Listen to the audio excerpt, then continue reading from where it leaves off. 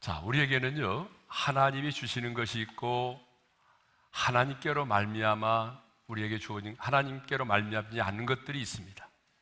신앙생활을 성공적으로 지혜롭게 잘하려면 하나님이 주신 것과 하나님이 주시지 않는 것들을 잘 분별할 수 있어야 하죠. 네.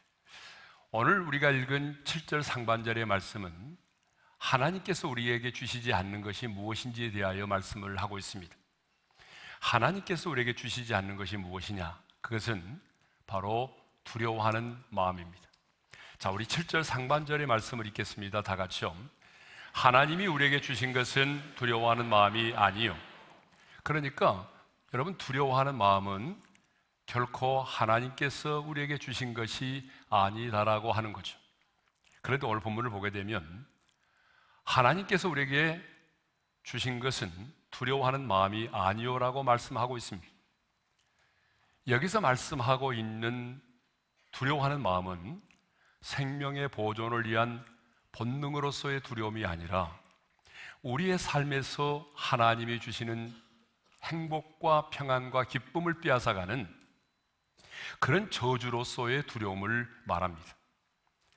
자, 우리에게는 이런 두려움이 많아요. 사람에 대한 두려움이 있죠.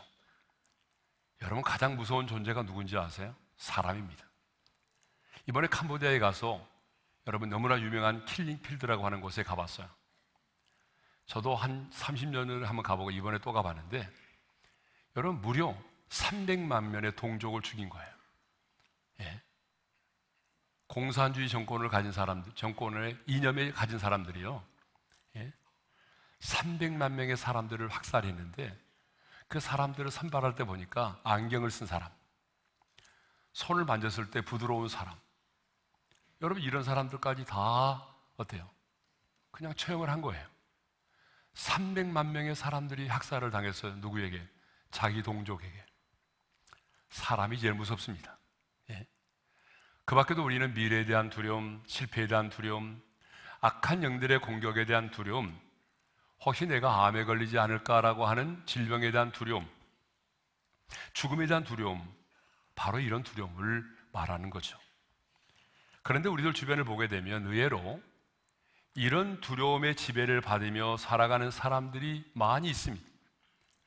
어떤 일이 아직 일어나지 않았음에도 불구하고 꼭 그 일이 자신에게 일어날 것처럼 생각하면서 두려움 속의 인생을 살아가는 사람들이 많이 있다는 얘기죠. 제가 35년 목회를 하면서 깨달은 것들이 참 많이 있는데요, 그 많은 것 중에 하나가 뭐냐 그러면 우리 인간은 두려움에 너무 약한 존재라는 거예요. 겉으로 보기에는 굉장히 강한 사람처럼 보이지만 얘기를 하다 보게 되면 그 내면에는 너무나 많은 두려움이 자리를 잡고 있습니다. 무심코 지나가면서 들은 그 말 한마디에 상처를 받고 잠을 이루지 못하는 분들이 많이 계세요. 그런데 그게 거기서 끝나는 게 아니라는 거예요. 그 상처로 인하여 분을 품게 되고 분을 품고 잠자리에 들게 되니까 악한 영이 나를 공격할 수 있도록 틈을 열어주게 되고, 그래서 악한 영의 공격을 받아서 두려움의 포로가 되어서 인생을 사시는 분들이 의외로 많습니다. 그러면 왜 우리는 두려워하는 마음을 가져서는 안 되는가? 이제부터가 중요합니다. 왜 우리는 두려워하는 마음을 가져서는 안 되는가? 첫 번째 이유입니다. 두려움의 마음을 갖게 되면 그 두려움이 우리의 삶 전체에 영향을 미친다는 것입니다. 두려움은요, 단순한 나의 감정으로만 끝나는 게 아닙니다. 우리의 삶 전체에 영향을 미쳐요. 욥기 3장 25절에 보게 되면 이런 말씀이 있습니다. 다 같이 읽겠습니다. 내가 두려워하는 그것이 내게 임하고 내가 무서워하는 그것이 내 몸에 미쳤구나. 여러분, 욥이 어떤 사람입니까? 하나님께서 사탄 앞에서 침이 마르도록 칭찬했던 사람이에요. 그와 같이 온전하고 정직하여 하나님을 경외하며 악에서 떠난 자가 없다라고 할 만큼 하나님이 칭찬했던 믿음의 사람입니다. 그런데 이 믿음의 사람 욥이 말이죠, 그 건강하고 행복한 날에 내 자녀들이 혹시 나보다 먼저 이 세상을 떠나면 어떻게 하지? 라고 하는 그 두려운 생각을 품었다는 거예요. 내가 지금 이렇게 건강하게 살아가고 있지만 내 몸이 갑자기 병이라도 들게 되면 어떻게 하지? 하나님이 나에게 이렇게 많은 물질을, 재물을 주셨는데 이 물질 하루아침에 잃어버리면 어떻게 하지? 라고 하는 그 생각을 품고 살았다는 거예요. 그래서 이렇게 말하잖아요. 내가 두려워하는 그것이 내게 임하고 내가 무서워하는 그것이 내 몸에 미쳤구나. 그렇습니다, 여러분. 두려움의 생각을 품으면 그것이 우리의 삶의 현실이 될 수 있어요.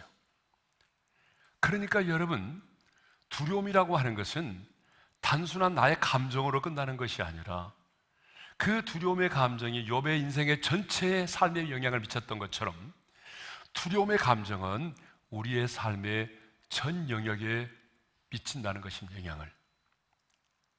그래서 성경은 두려움을 두려워하지 말라고 말하는 거예요.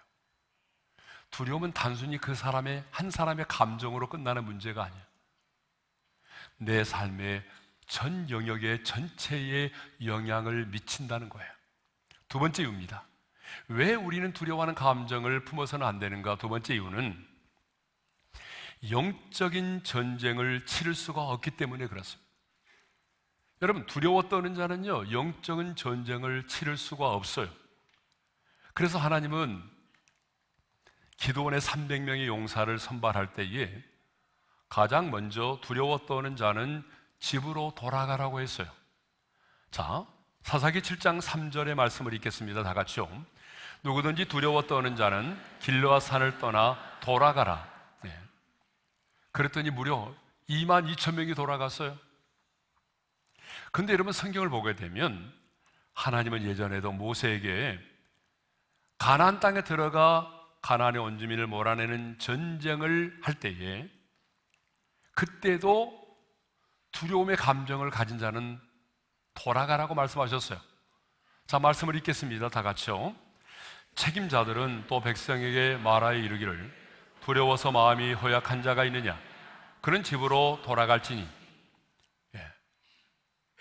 왜 성경은 이렇게 영적인 전쟁을 앞둔 자들에게 두려워 떠는 자는 집으로 돌아가라고 말하고 있을까요?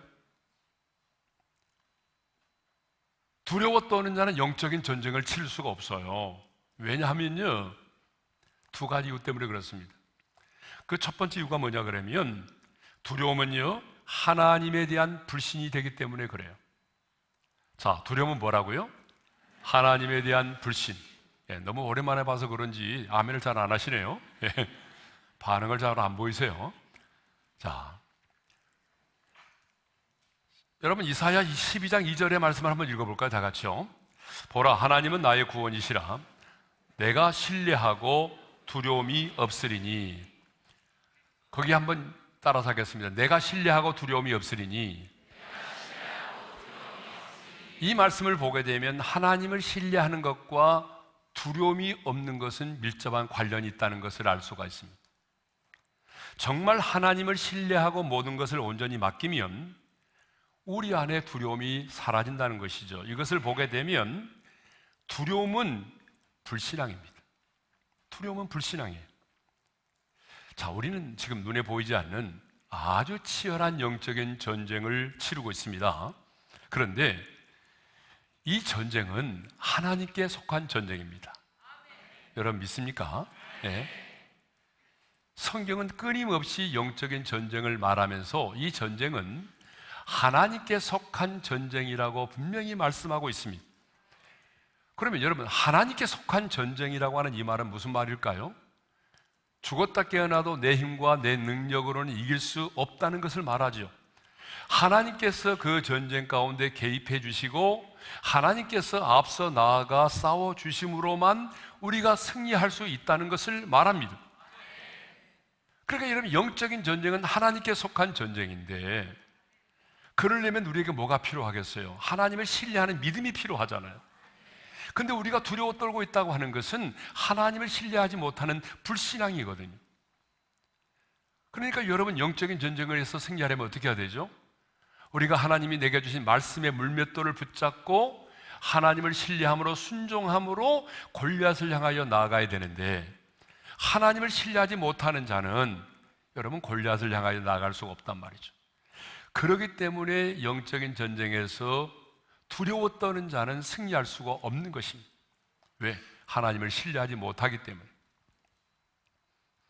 두 번째 이유는 뭐예요? 두려움이 영적인 신경과 근육을 마비시키기 때문에 그렇습니다.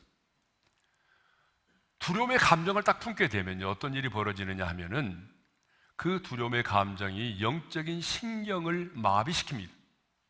그래서 우리의 근육이요, 제대로 움직이지를 못하게 만들어요. 그래서 꼭 고양이 앞에 선 쥐처럼 되어버립니다. 여러분, 고양이 앞에 선 쥐를 보신 적이 있나요? 예? 저는 정말 많이 봤어요, 예전에 시골에서. 근데 여러분, 실제로 쥐는요, 뒷다리가 길어서 굉장히 빨리 달려갈 수 있거든요. 그런데 이 쥐가 고양이를 만나게 되면 너무 큰 두려움 때문에 신경이 마비되고 근육이 제대로 움직이지를 않아가지고 그냥 고양이 앞에서 어때요? 부들부들 떨다가 마침내 잡혀 먹히게 되는 거예요. 그런데 여러분, 우리가 그렇습니다. 영적인 존재인 우리가 그래요. 두려움의 감정에 사로잡히게 되면 어떤 일이 벌어지죠? 내 생각이 경직돼요. 두려움의 감정에 사로잡히게 되면 생각이 나지 않아요. 하나님의 말씀도 생각이 안 나요. 예? 우리 안에 여러분, 육체만이 아니라 우리 영혼에도, 우리 영에도 근육이 있고 신경이 있는데 우리 영혼의 근육과 신경이 마비됩니다. 그러니까 여러분, 제대로 영적인 전쟁을 할 수가 없게 되는 것이죠. 두려움의 감정이 나를 지배하게 되면, 요즘 제가 쓰는 말 있잖아요. 망원경으로 인생을 멀리 보지 못하고 지금의 현실만을 어때요? 현미경으로 보게 된다는 거죠. 두려움의 감정에 사로잡히면 그렇습니다. 그러므로 더욱더 두려움의 포로가 되는 것입니다. 그래서 성경은 우리에게 두려워하지 말라고 말하는 거죠. 왜? 두려움을 품게 되면 영적인 전쟁을 할 수가 없기 때문에. 자, 세 번째로, 왜 우리가 두려움의 마음을 품어서는 안 되는가? 그 세 번째 이유는 내 자신만이 아니라 주변의 사람들까지도 낙심케 만들기 때문에 그래요. 신명기 20장 8절의 말씀을 우리 함께 읽겠습니다. 다 같이요. 책임자들은 또 백성에게 말하여 이르기를, 두려워서 마음이 허약한 자가 있느냐? 그는 집으로 돌아갈지니 그의 형제들의 마음도 그의 마음과 같이 낙심될까 하노라. 왜 하나님은 모세에게 두려워 떠는 자는 돌아가라고 말씀하셨어요? 곁에 있는 그의 형제들의 마음도 덩달아 두려워 떨게 되어 낙심하게 될 수 있기 때문이라는 거예요. 여러분, 그렇습니다. 사람은요, 내 곁에 있는 사람이 누구냐에 따라서 영향을 받게 되어 있어요. 여러분, 그러지 않아요? 긍정적인 사람과 함께 있게 되면 긍정적인 마음을 갖게 돼요. 해피한 사람을 만나게 되면 내 자신도 모르게 해피하게 웃게 되고 해피한 말을 하게 됩니다. 부정적인 사람이 내 곁에 있으면 나도 모르게 부정적인 사람이 되는 거예요. 그런데 내 주변에 두려워 떠는 자가 있게 되면 뭐예요? 그 사람의 영향을 받아서 나도 그 두려워 떨게 되고 낙심케 된다는 거예요. 그러니까 두려움의 감정은 나 한 사람의 감정으로 끝나는 것이 아니라 내 주변에 있는 사람들까지도 같이 두려워 떨게 하고 낙심케 만든다는 거예요. 자, 성경엔 두려워하지 말라고 하는 말씀이 365회 나온다고 해요. 1년이 365일이니까 매일매일 우리의 삶이 두려움의 연속이라는 것을 말해주죠. 그렇습니다. 두려움은 꼭 우리 인생의 그림자와 같아요. 내가 어디를 가든지 내가 누구를 만나든지 간에 언제나 두려움 내 주변에 있어요. 그런데 어떻게 하면 매일매일 우리의 삶의 파도처럼 밀려오는 이 수많은 두려움을 이겨내고 우리가 그리스도 예수 안에서 자유로운 삶을 살아갈 수 있을까요? 어떻게 하면 우리 안에 이 두려움을 몰아내고 내가 하나님 주신 평안과 기쁨을 누리며 살아갈 수 있을까요? 두려움에 대한 하나님의 처방은 무엇일까요? 첫째로는 임마누엘의 신앙입니다. 자, 첫째가 뭐라고요? 예, 저쪽 동네에 입이 안 열린 분이 계시네요. 자, 첫째가 뭐라고요? 임마누엘의 신앙입니다. 예.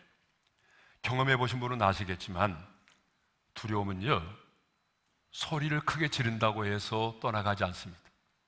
아니, 무시한다고 해서 사라지지 않아요.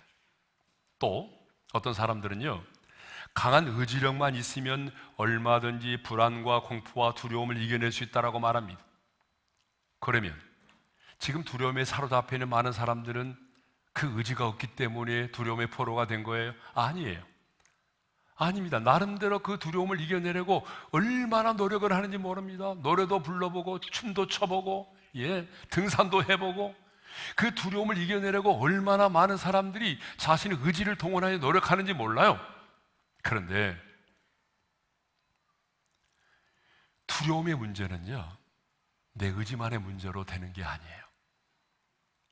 물론 우리가 누군가를 섬기고 사랑하는 문제는 어느 정도 나의 희생과 의지만으로도 가능해요.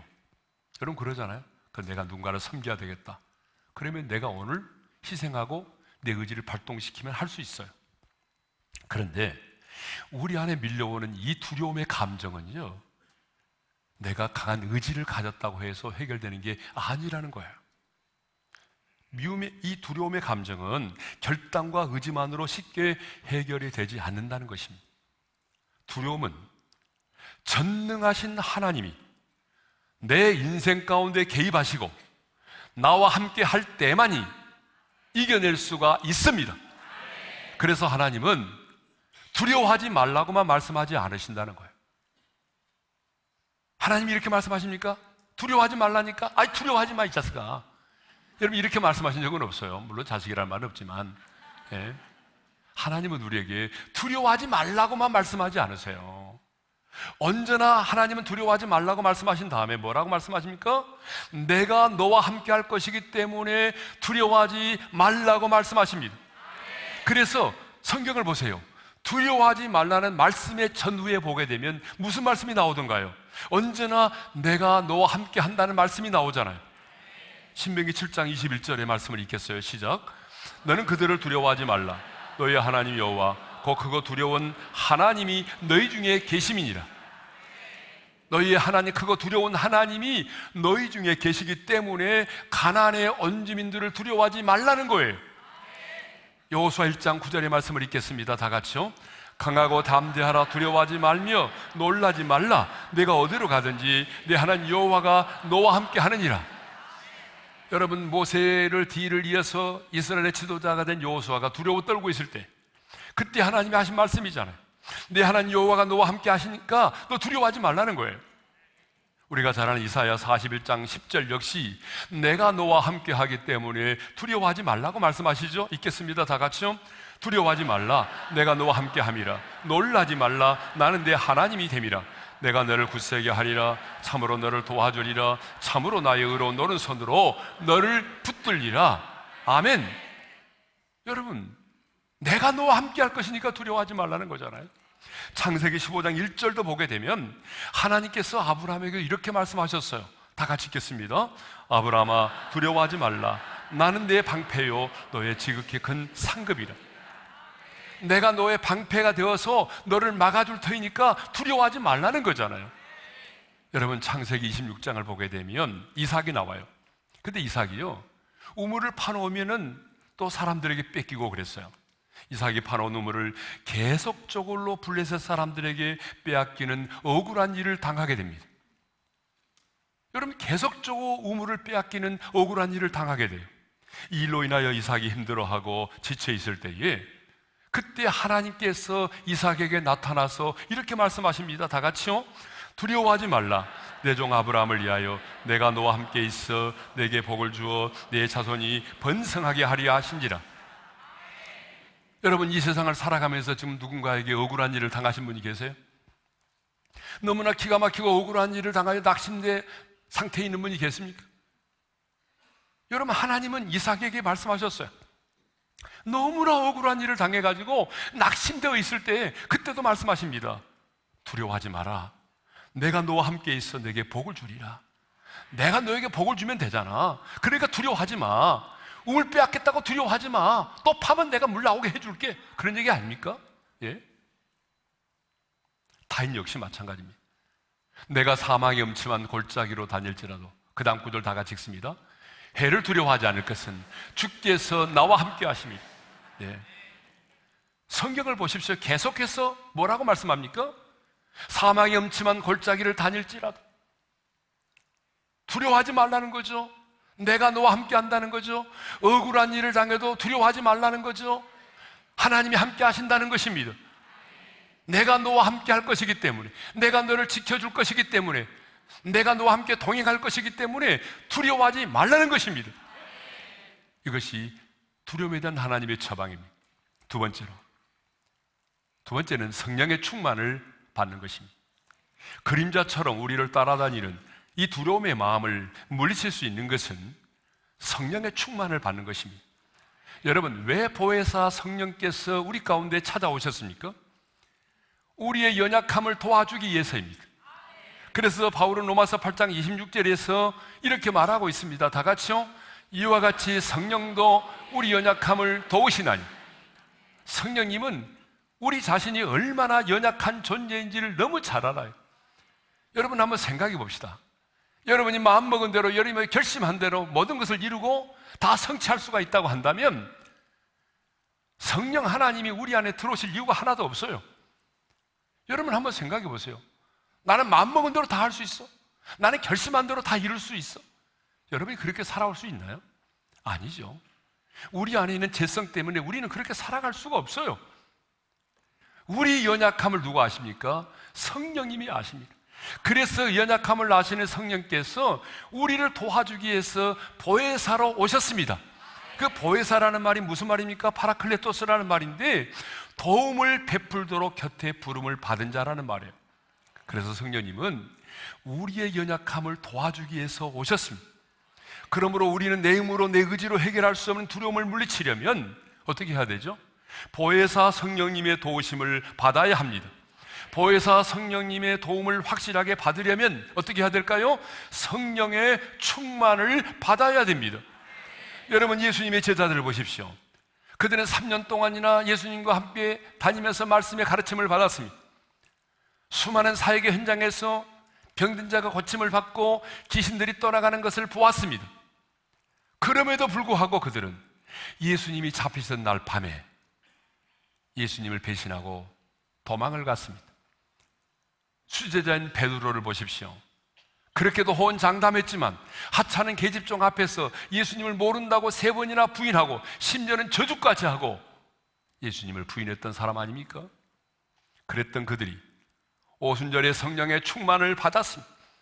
그래서 이제는 그 어떤 사람도, 그리고 그 어떤 핍박도, 심지어는 죽음까지도 두려워하지 않는 담대한 사람이 되었습니다.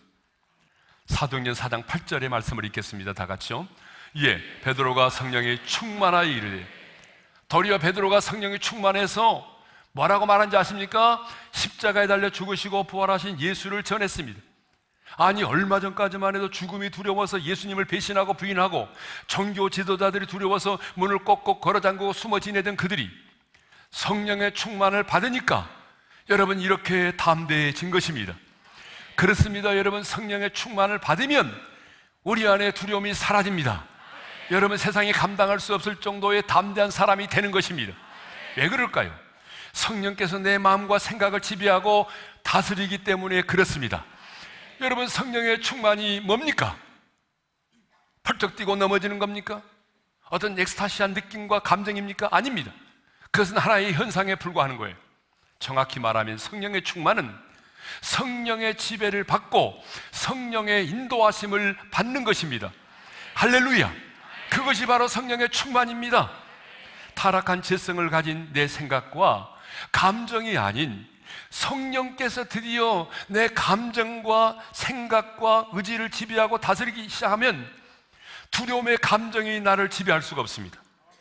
성령께서 내 감정을 지배하고 성령께서 내 생각과 의지를 지배하고 다스리기 시작하면 두려움이 나를 지배할 수가 없는 것입니다.